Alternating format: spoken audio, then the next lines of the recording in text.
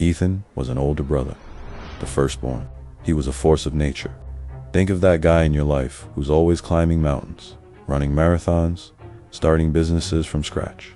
He was an adventurer, a risk taker, the kind of guy who lived life on the edge. His inheritance wasn't just money.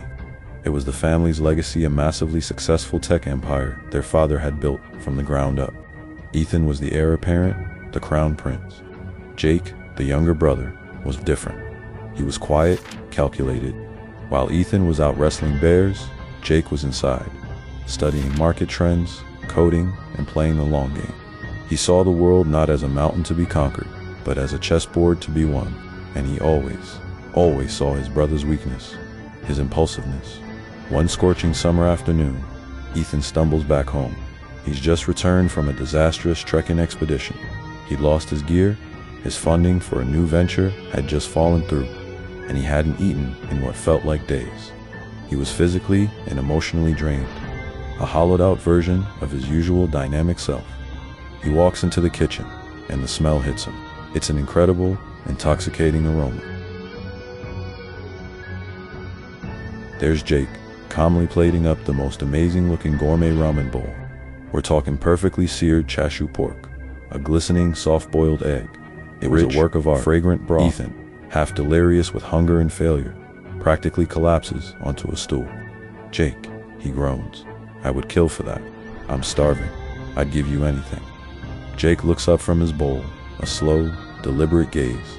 He doesn't smile. He just says, "Anything." Ethan waves a dismissive hand. And then Jake makes his move. "Just give me the he's probably been thinking about for years." "Okay," he says, his voice steady. "Give me your birthright. Sign over your shares, your position as the future CEO. It's all just a formality for you anyway, right? You hate being cooped up in an office." He slides a pre-printed document and a pen across the counter.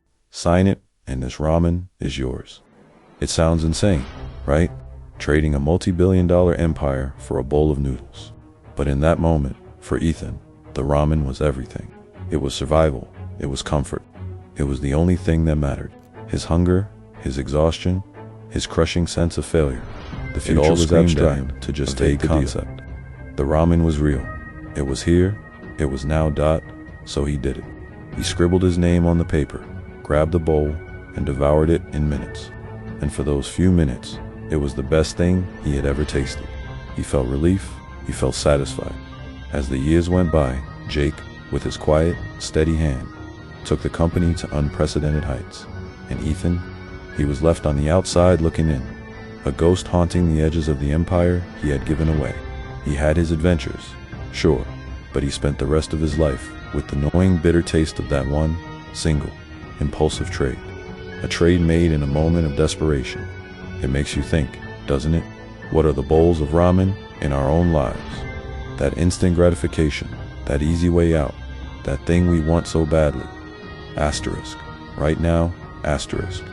And what priceless birthrights, our potential, our long-term goals, our integrity, our future are we willing to trade for it? It's a heavy question, because sometimes the most expensive meal of your life is the one that seems to cost you nothing at all.